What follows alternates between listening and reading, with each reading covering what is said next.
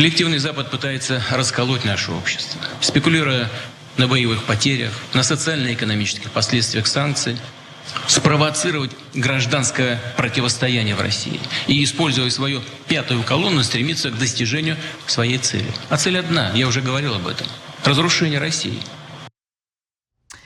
A day after there were some promising signs of a peace deal, a ceasefire between the Russians and Ukrainians. Unfortunately, Vladimir Putin decided to put out a pretty chilling speech where he referred to Russians fleeing the country or siding with the West as scum, and even accused the West of trying to destroy Russia.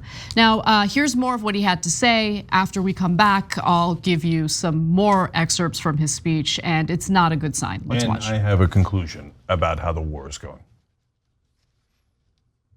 Любой народ, а тем более российский народ, всегда сможет отличить истинных патриотов от подонков и предателей и просто выплюнет их, как случайно залетевшую в рот мошку, выплюнет на панель. Убежден, такое естественное и необходимое самоочищение общества только укрепит нашу страну, нашу солидарность, сплоченность и готовность ответить на любые вызовы. Так называемый коллективный Запад и его пятая колонна привыкли мерить все и всех по себе. Они полагают, что все продается и все покупается. И потому думают, что мы надломимся, отступим. Но они плохо знают нашу историю, наш народ.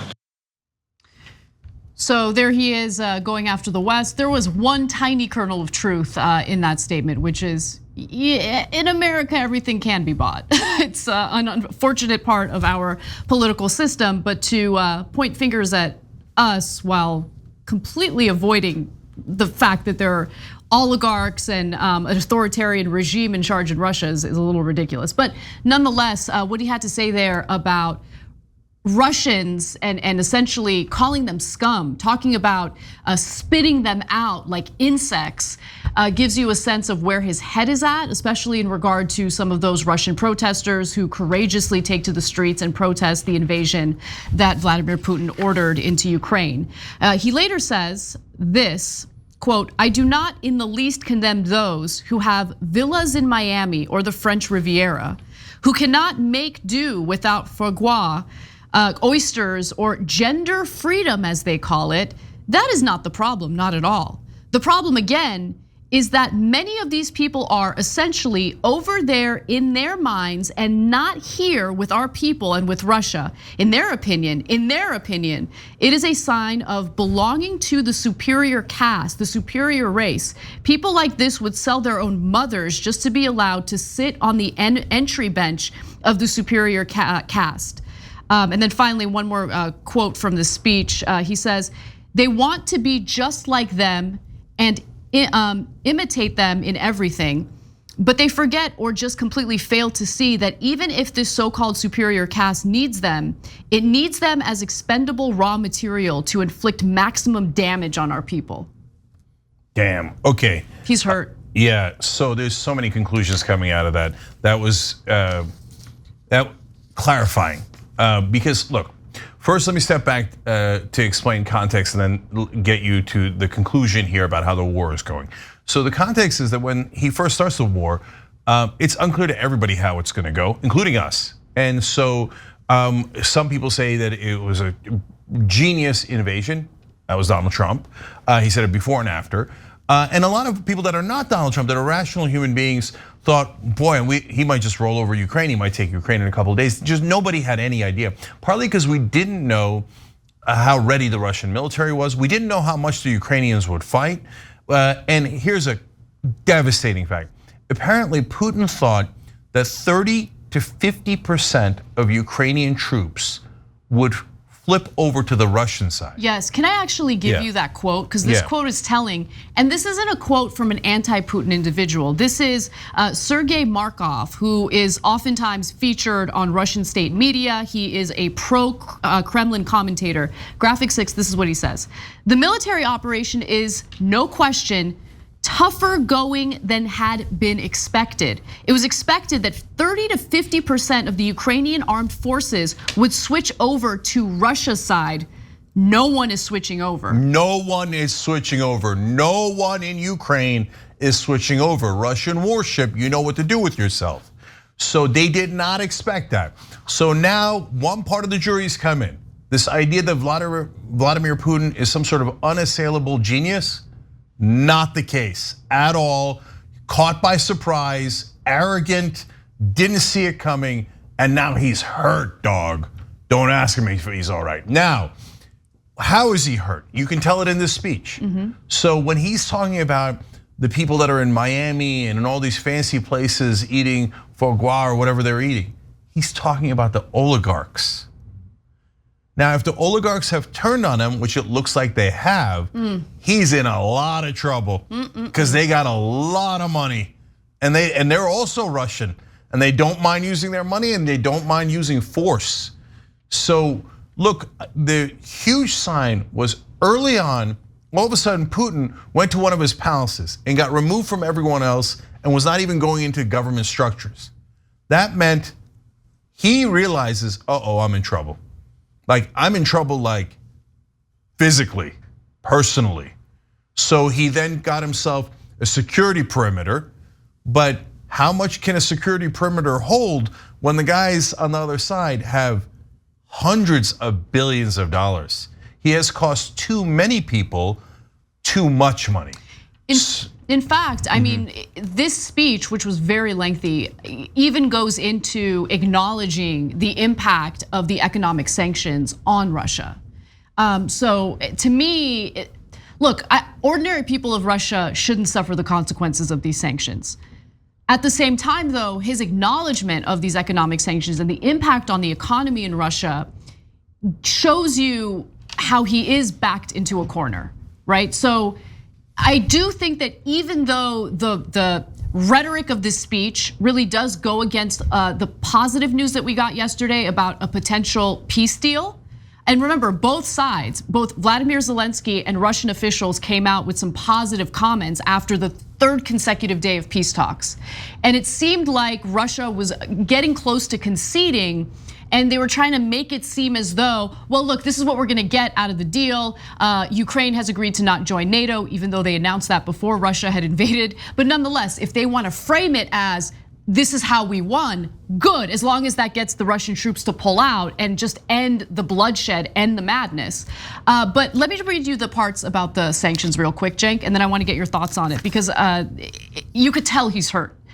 So he says, importantly, the obsession of the United States and its proponents with the sanctions is not shared by the countries that are home to more than half of the global population. These states represent the fastest growing and most promising portion of the global economy. I'm sure he's referring to China there, along with other countries maybe. That includes Russia indeed. It is difficult for us at the moment. Russian financial companies, major enterprises, small and medium-sized businesses are facing unprecedented pressure. Clearly, in the new realities, we will have to make deep structural changes in our economy. And I will not pretend that they will be easy or that they will not lead to a temporary increase in inflation and unemployment. Man, he's on borrowed time. So now let me explain. So he had a plan A. We go in. We show them a 40-mile long corridor of tanks. We got 190,000 troops. We have nukes. We have air superiority. Plus, half these guys are actually Russian, and they're going to come to our side. We take it over. We do whatever we need to do. The West always looks the other way. When we crushed Chechnya and we bombed the Syrians, no one cared. We'll do the same playbook. But normally, smart guys have Plan B and Plan C. He obviously did not. So he is human. And he is now vulnerable.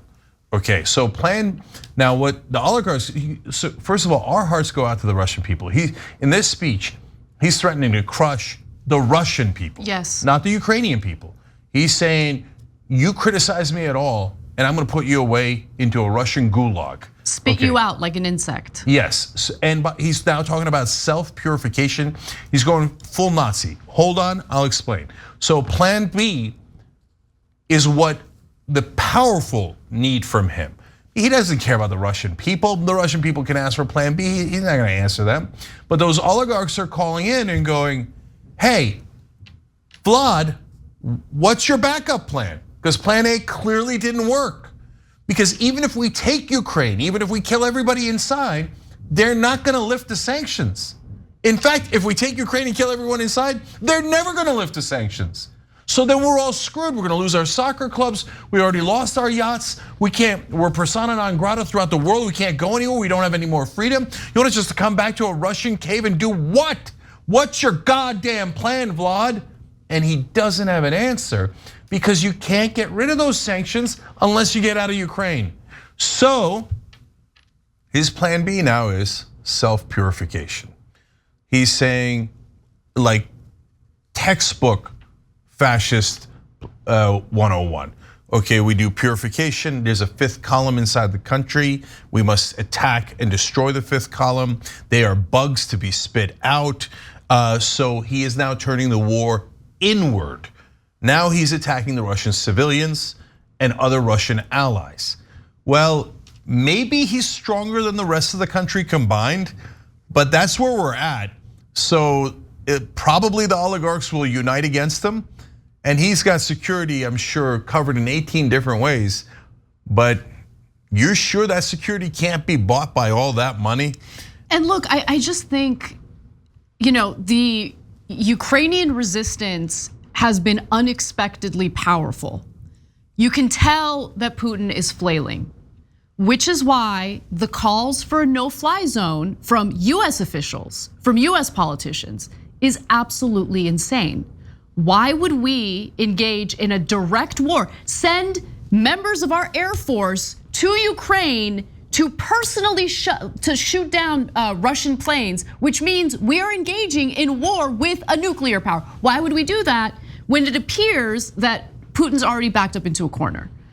That would escalate the situation. Okay, and the final thing about that, Anna, is I agree 100%. Talk of no-fly zones when our economic sanctions are not only devastating them, Putin is admitting that they are devastating them. I mean, throughout that speech, not just the quotes that Anna read, you guys, he kept talking about, and I was shocked at how much he was admitting it. Like, oh, the sanctions have crippled us and broken our back, and they're about to drink our spinal fluid. But hey, why would you go and start a military incursion against him, which would give him an excuse to rally more Russians to his side and risk World War III for no reason? So the adjunct to that you gotta acknowledge here, and the degree to which I'm furious with Biden on domestic policy is immeasurable. I think they've done a terrible, disastrous job on domestic policy. But on this issue, Biden has been brilliant. Perfect balance. What I'd like to see from Biden, to be honest, his response to all of this could be a lot more robust because we don't want Russian citizens to suffer. Innocent people who did not choose to invade Ukraine, right? We need to have a goal, a plan to accept Russian and Ukrainian refugees into the country. Yeah, I hear you, and that's very important. And our hearts go out to the Ukrainians, obviously, and they should definitely move on to that next. But for now, the most important part is, and guys, don't celebrate at all because now there's a couple of ways this ends. The most important thing is to resolve the war itself in Ukraine. Yes. So number one, Putin backs down because he realized the oligarchs, etc., have him circled, and he maintains his power and says, "I didn't want it anyway." He keeps probably the couple of breakaway republics, and maybe that's a compromise. And great, I don't want him to keep that area, but I'm saying some sort of compromise, face-saving maneuver, etc. That's the best case scenario. Unfortunately, it's the least likely. The other possibility is somebody in Russia finds a way to deal with Putin, keeping it real. I got nothing to do with it, but is that how Russia sometimes handles things? Yes, that's the second possibility. Third possibility is they just dig in. And when they dig in and they say, okay, we're digging in Ukraine and in Russia, we're gonna bear the pain, and it's gonna be miserable in Russia, and this is gonna last for a long, long time. Oh, that is disastrous. Not just for Ukraine, but for the Russian people, that is going to be brutal, okay? And then the fourth scenario, of course, is the worst of all, which is he's a madman, not at all a genius, gets mad, and they have nukes. Yeah, I know, that's terrifying. It's absolutely terrifying. And the fact that that's even on the table at this point is insanity. But that's where we're at. So we'll see how this all plays out. Thanks for watching The Young Turks. Really appreciate it. Another way to show support is through YouTube memberships. You'll get to interact with us more. There's live chat emojis, badges. You've got emojis of me, Anna, John, JR. So those are super fun. But you also get playback of our exclusive member-only shows and specials right after they air. So all of that, all you gotta do is click that join button right underneath the video. Thank you.